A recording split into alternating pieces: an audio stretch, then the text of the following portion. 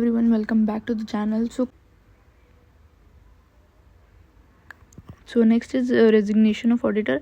If the auditor has resigned from the company, he shall file within 30 days from the date of resignation a statement in form ADT 3 with the company and the registrar. Okay, अगर auditor resign करता है तो वो 30 days के अंदर अंदर जिस दिन वो रिज़ाइन किया है उस दिन से लेके किसको किसको अप्लाई करना होगा, कंपनी को और रजिस्ट्रार को, दोनों को. Okay, in case of government company और company controlled by central government, state government, the auditor को किसको और किसको फाइल करना होता है गवर्नमेंट कंपनी में, और क्या होता है, controller and auditor general of India.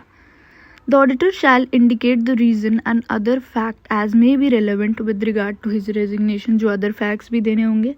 If the auditor does not comply with the aforesaid provisions, he or it shall be liable. कितना पेनल्टी लगेगा, 50,000, और जितना उसका रेम्यूनरेशन था दोनों में से जो लेस होगा. फॉर फर्दर अगर फिर भी अगर वो रहता है प्रॉब्लम, कंप्लाई नहीं करता है वो, तो 500 फॉर एवरी डे. ठीक है, containing offence subject to maximum 2. Next is special notice for removing auditor before the expiry of his term. Expiry of his term के पहले अगर रिमूव करना होता है तो एक स्पेशल नोटिस देना पड़ता है. If the retiring auditor has not completed a consecutive term of 5 years, हमको पता है कि 5 years का टर्म रहता है एज ए केस में भी, या फर्म रहता है तो 10 years का रहता है. Special notice shall be required for a resolution at an annual general meeting. तो एक स्पेशल नोटिस रिक्वायर होता है appointing as auditor a person other than the retiring. अगर रिटायरिंग ऑडिटर के जगह पे कोई और अपॉइंट होना होगा तो वो स्पेशल नोटिस देना पड़ता है. और providing expressly that retiring auditor shall not be reappointed, या ये भी बोल सकते हैं कि जो वो रिटायर हो रहा है तो उसको रीअपॉइंट नहीं किया जाएगा. On receipt of notice of such resolution, the company shall forthwith send a copy to the retiring auditor. जब कंपनी को ये नोटिस मिलता है तो वो रिटायरिंग ऑडिटर को भी भेजती है. पॉइंट सी, डी, ई और ई आप एक बार खुद पढ़ोगे आपको समझ आ जाएगा. If not do comment, I will try to explain those also. Next is eligibility, qualification and disqualification of auditor. क्या होता है, सेक्शन 141. अब क्वालिफिकेशन ऑफ ऑडिटर, क्या क्वालिफिकेशन चाहिए होता है. This is the most common thing, ये सबको मोस्टली पता ही है कि कौन बन सकता है. ओनली चार्टर्ड अकाउंटेंट हो सकते हैं. और अगर कोई फर्म बन रहा है, इन दैट केस चाहे वो LLP भी हो, बट इन दैट केस उस फर्म में जो जो चार्टर्ड अकाउंटेंट्स रहेंगे उनको ही ऑथराइजेशन होता है to act and sign on the behalf of the firm. Next is disqualification. कौन कौन ऑडिटर नहीं बन सकते हैं. ठीक है, अगर कोई बॉडी कॉर्पोरेट है अदर देन LLP, ठीक है, LLP बन सकता है बट बॉडी कॉर्पोरेट नहीं हो सकता. ऑफिसर या एम्प्लॉय ऑफ द कंपनी है वो नहीं हो सकता. बट एक चीज़ हमने पढ़ा था, इंटरनल ऑडिटर कोई भी हो सकता है चाहे वो एम्प्लॉय हो या ना हो. Next is a person who is a partner और who is in the employment of the office और employ of the company. I hope ये आपको समझ आ गया होगा. ठीक है, अ पर्सन हु इज़ और हिज रिलेटिव और पार्टनर. आई विल से कि आगे की जो ये सारी पॉइंट्स है आप एक बार खुद रीड करके एक बार समझने का ट्राई करो, क्योंकि ये इम्पॉर्टेंट भी है. आप एक बार खुद गो थ्रू करो एंड फिर मुझे कमेंट करना. मैं इसको अगले क्लास में लूँगी बिकॉज एक बार आपको खुद रीड करना ये बहुत ज़रूरी है. Okay, next is vacation of office of an auditor. If a person appointed as an auditor of a company incurs, कोई भी डिस्क्वालिफिकेशन कोई इनकर करता है जो भी ऑडिटर अपॉइंट हुआ था, तो ऐसा माना जाएगा कि उसका ऑफिस वेकेट हो चुका है.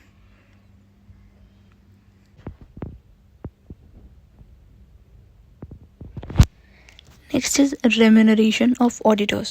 The remuneration of auditors shall be fixed by the company in general meeting or in such manner as the company in general meeting may determine. तो कैसे ऑडिटर का रेम्यूनरेशन फिक्स होता है, जनरल मीटिंग में fix होता है. In case of first auditor remuneration may be fixed by the board. First है तो बोर्ड, आगे का in general meeting.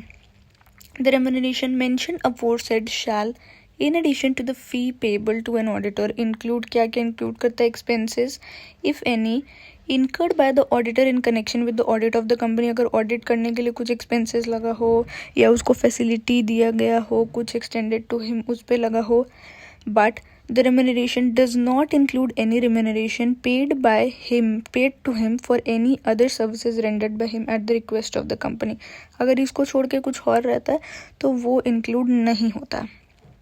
Next is power of auditors. क्या होते हैं, ठीक है, क्या क्या पावर्स है एक ऑडिटर के पास. Books of accounts and vouchers को एक्सेस करने का पावर रहता है. जितना भी इंफॉर्मेशन और एक्सप्लेनेशन चाहिए उसका उसके पास पावर रहता है. इंक्वायरी करने का पावर रहता है. एक्सेस करने का, जितने भी सब्सिडरीज है कंपनी के उसके रिकॉर्ड्स को एक्सेस करने का, ये सब रहते हैं. So we will study in detail. First is access to books of accounts and vouchers. Every auditor of the company shall have a right of access at all times to books of accounts and vouchers of the company, whether kept at the registered office of the company or any other place. तो हर auditor के पास right होता है access करने का books of accounts को, vouchers को, चाहे वो रजिस्टर्ड ऑफिस में पड़े हो या कोई अदर प्लेस में पड़े हो. Next is entitled to have necessary information or explanation. He shall be entitled to require from the officer of the company such information or explanation. अगर ऑडिट करने के लिए कुछ भी इंफॉर्मेशन या एक्सप्लेनेशन चाहिए होता है तो वो भी रहता है. मैटर ऑफ इंक्वायरी, देखो वो इंक्वायरी भी कर सकता है. The auditor may also inquire into the following matters. क्या क्या मैटर्स पे? Whether the loan advances made by the company on the basis of security have been properly secured. क्या properly वो loan और advances secure किए गए हैं. Whether the term on which they have been made are prejudicial to the interest of the company है कि नहीं है. Whether transaction of the company which are represented merely by the books of entries are prejudicial to the interest of the company सही है कि नहीं है. Whether the company not being an investment company or banking company, whether so much of the assets of the company as consist of share, debenture and other securities have been sold at a price less than that which they purchase of the company. Whether loan and advances made by the company have been shown as deposits, whether personal expenses has been charged to revenue. सब कुछ check करने का, उस inquire करने का उसके पास power रहता है.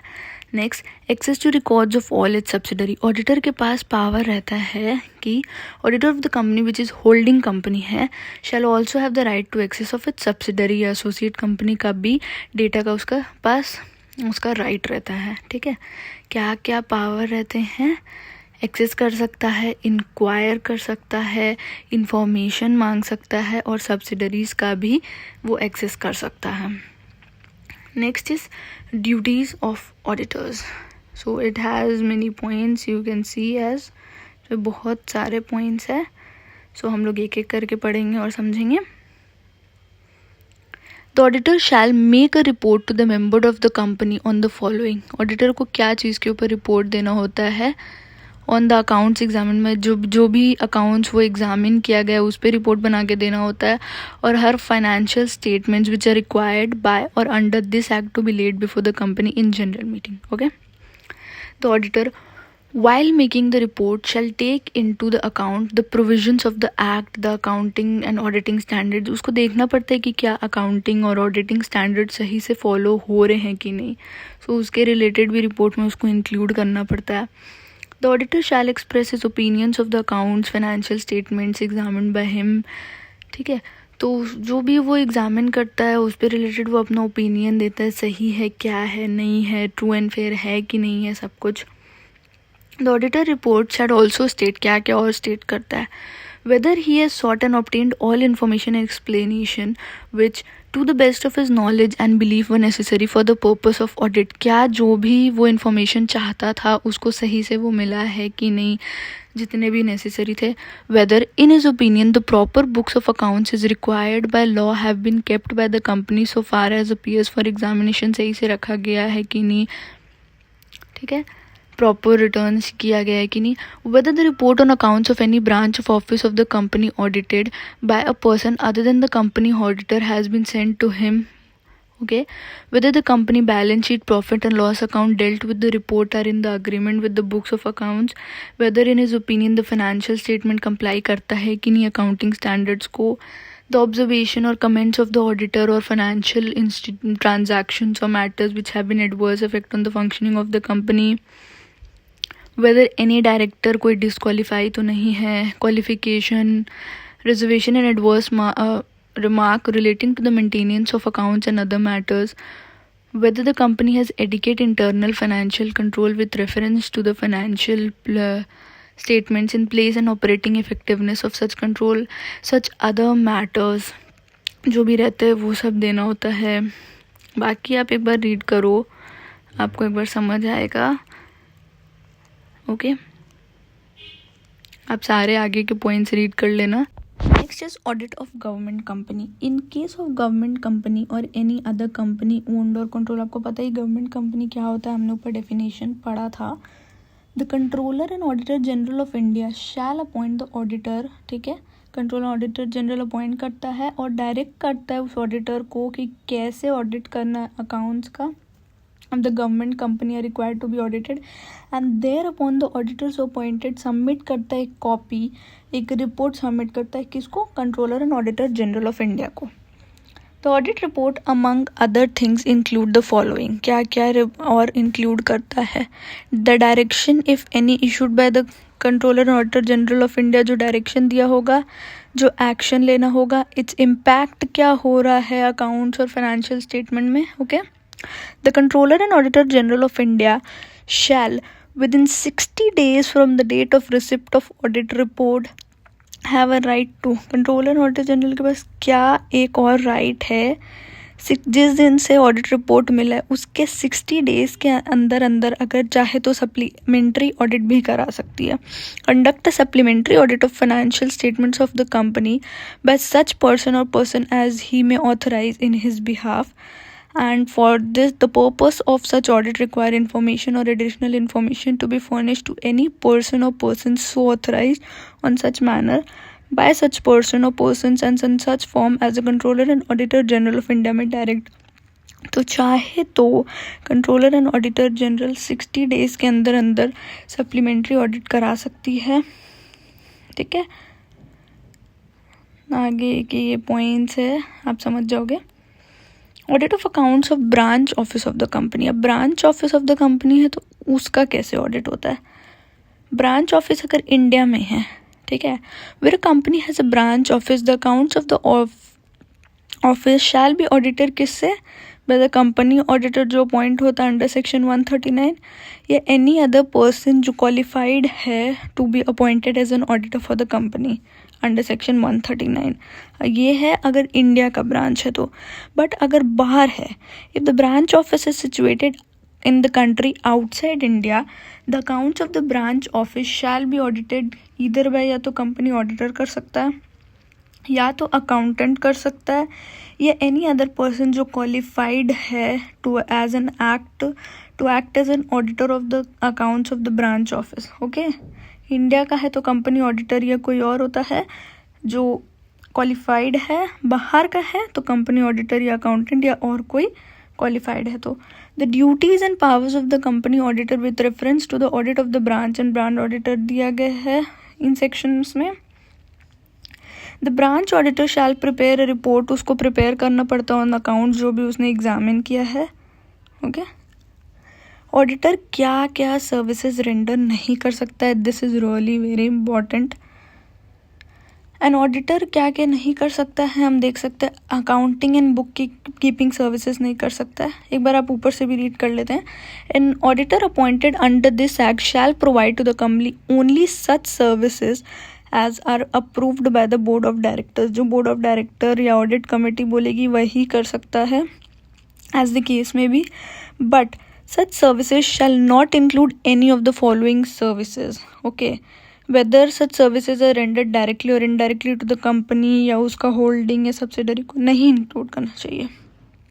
क्या क्या, अकाउंटिंग बुक कीपिंग सर्विसेज नहीं कर सकता है, इंटरनल ऑडिट नहीं कर सकता है, डिज़ाइन या इम्प्लीमेंट नहीं कर सकता है फाइनेंशियल इंफॉर्मेशन सिस्टम को, एक्चुरियल सर्विसेज नहीं दे सकता है, इन्वेस्टमेंट एडवाइजरी सर्विसेज नहीं दे सकता है, इन्वेस्टमेंट बैंकिंग सर्विसेज नहीं दे सकता है, या outsource rendering of outsource financial services नहीं कर सकता है, मैनेजमेंट सर्विसेज नहीं कर सकता है, या any other kind of services जो प्रेस्क्राइब किया जाएगा. क्या क्या नहीं कर सकता है एक बार आप खुद याद करने का कोशिश करो. एक्चुरियल सर्विसेज नहीं कर सकता है, इंटरनल ऑडिट नहीं कर सकता, अकाउंटिंग एंड बुक कीपिंग नहीं कर सकता, इन्वेस्टमेंट बैंकिंग सर्विसेज नहीं दे सकता है, इन्वेस्टमेंट एडवाइजरी सर्विसेज नहीं सकता है, और अदर काइंड ऑफ सर्विसेज जो प्रिस्क्राइब की गई हों वो नहीं कर सकता है. According to the explanation given under section 144, the term directly or indirectly shall include rendering of the services of auditor. Directly or indirectly क्या include करता है? In case of the auditor being an individual, either by himself या उसका कोई relative या और भी कोई person connected या associated है उस individual से, या through any other entity whatsoever in such individual has significant influence नहीं होना चाहिए, control नहीं होना चाहिए, और whose name or trademark or brand is used by such individual. In case of auditor being a firm है, either by itself or through any of the partner or through its parent, subsidiary or associate entity or through any other entity whatsoever in which the firm or any partner of the firm has significant influence or control, or whose name or trademark or brand is used by the firm or any of its partners. I hope आपको ये समझ आ गया हो. Auditors to sign audit report. The person appointed as an auditor of the company क्या करता है? Sign करता है ऑडिटर्स रिपोर्ट को, और साइन और सर्टिफाई करता है any other document of the company in accordance with जो सेक्शन है.